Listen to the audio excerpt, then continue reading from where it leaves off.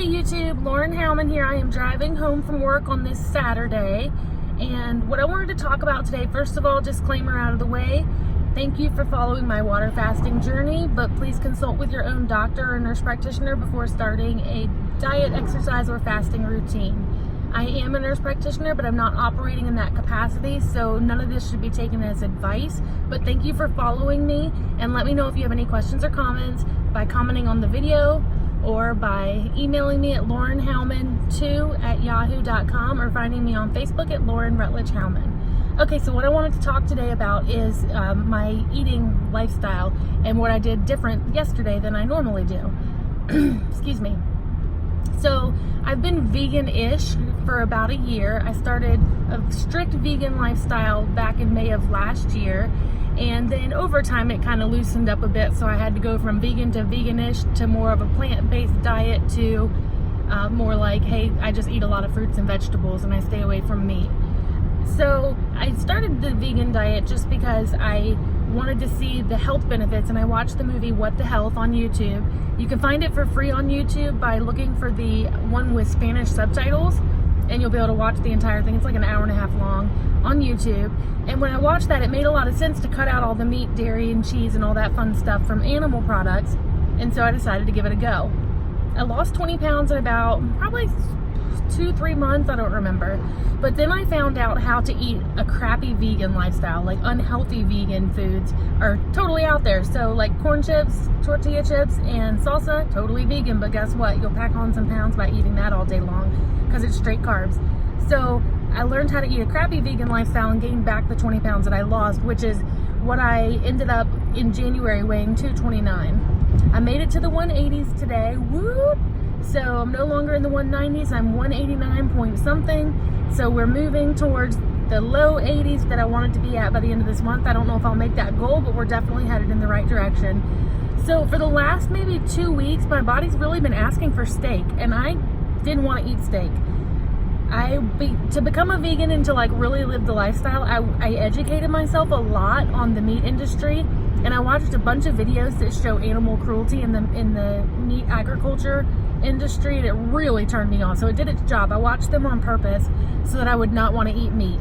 And it worked. So I didn't know if I would be able to eat the steak that I wanted, but I told my husband, let's go out to eat at this one particular restaurant because I want to try steak, and I know it's a good steak there, and it's the best steak in town for us. So I wanted to try that specific one that I'd had many other times and knew I really liked, so that if I was going to have an experience, I wanted to have a good one with the best steak possible, so I would know for sure if it was something I could do or not. Anyway, so long story short, the steak was amazing. It did feel really heavy in my stomach because I'm not used to eating things that are that dense, I don't think. But it was good, and I didn't have any problem putting it down, and I probably could have eaten 2 more, honestly.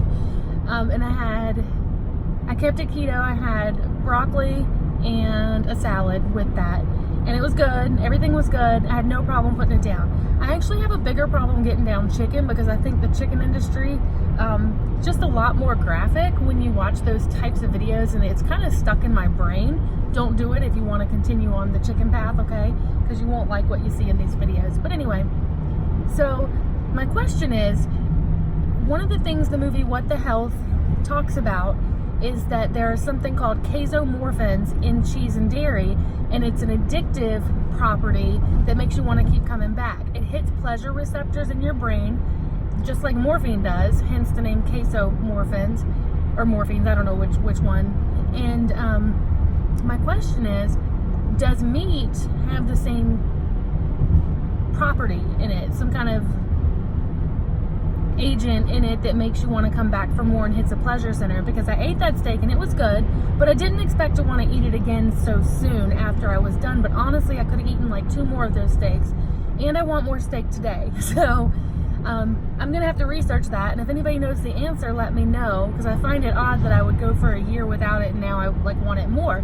Or do I just have some sort of deficiency that my body is craving steak? So one of the things that fasting really helps you with is to learn to listen to your body, and also it will help you like more varieties of food, and most of the time they're going to be healthier choices. Like, for instance, I know I talked about the fact that I just recently started eating cucumbers because I never even wanted to try them before. They just weren't for me. They're all right. They're good. I've never eaten raw peppers in my life, but as a vegan, I started eating raw peppers, sometimes dipping them in ranch or vegan ranch or whatever.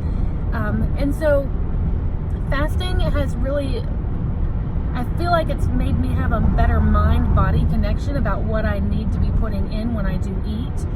And I'm finding that I just listen to that and I feel really good about myself when I'm done, rather than just eating a bunch of junk and feeling like doo-doo all day. So I think that's really cool. I'm not sure what's up with the steak thing, but I will research it and let you guys know when I find out. If anybody knows the answer to that, let me know. I don't want any vegan haters on here. I don't want any big vegans, whatever, guys. This is not a place for hating, okay?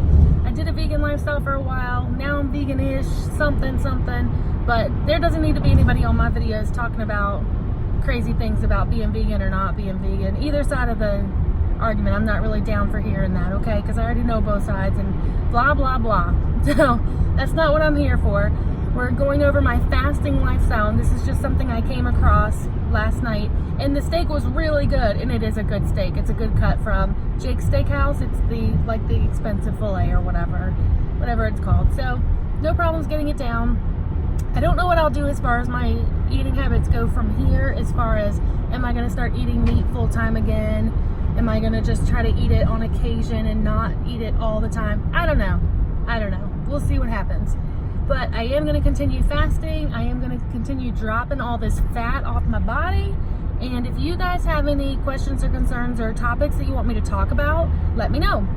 One thing that somebody asked in my Facebook group today, my little chat group that I have with people who are fasting with me, one person wanted to know about fasting and muscle loss and muscle retention. So real quick, if you are super lean or ripped, you will lose muscle if you fast for too long. So those people need to fast for a much shorter duration because they don't have the fat stores that us fatties have, okay? So if you don't have any fat on your body, you don't need to fast for more than 24 or 48 hours, or you are going to start depleting some of your muscle to break that down for energy. But if you are fat or you are obese, it is easier for your body to break fat down for energy than it is to start breaking down muscles. So it is muscle preserving. Fasting is muscle preserving or muscle sparing, whatever you want to call it. You're not going to start losing a ton of muscle because you've got all this fat on your body, and it's much easier for your body to burn fat as energy and convert it into energy than it would be to break down muscle and convert that to energy. So a study that I read, and I'm not going to be able to quote the study, and it was a long time ago, like 2 months, whatever, was saying that during the initial days of a fast, you might lose like a very small percentage of muscle while your body is trying to figure out, before you're fat adapted, by the way, trying to figure out how to get energy if you're not taking in carbs. So you'll lose like 1 to 2% of your muscle mass with initial stages of fasting when you're first starting to do it. But as soon as your body figures out the keto thing and learns that fat burning is easier, that won't happen again. So only during like those first 2 days. And then somewhere along the line, you recover that anyway. So it's not a huge deal. And you're not going to be walking around with no muscles. A lot of people who fast are ripped. And they're not walking around worrying about their muscle mass. But they are fasting for shorter durations because they don't have enough fat stores on their bodies to fast for long durations, like people like me who still have 30 pounds to go. I've lost 40, still 30 to go. It seems ridiculous that I had that much extra weight on my body, but I did, and I still have at least 30 pounds more on me that needs to go. I don't know why my throat's all jacked up today. But anyway, so it is muscle sparing. You're not going to waste away. If you waste away because you've lost all your fat, then it's time to stop fasting for so long. That's all. Start eating a meal a day, start fasting for 24 hours or less, or do some other regimen that works for you. So those are the two big things. I ate steak and it was good, and you won't lose muscles if you fast and you're big, okay? I hope everybody has a lovely Saturday. I'll try to get this uploaded in the next little bit here when I'm not driving, and I'll be back tomorrow with something else for you. Have a good day.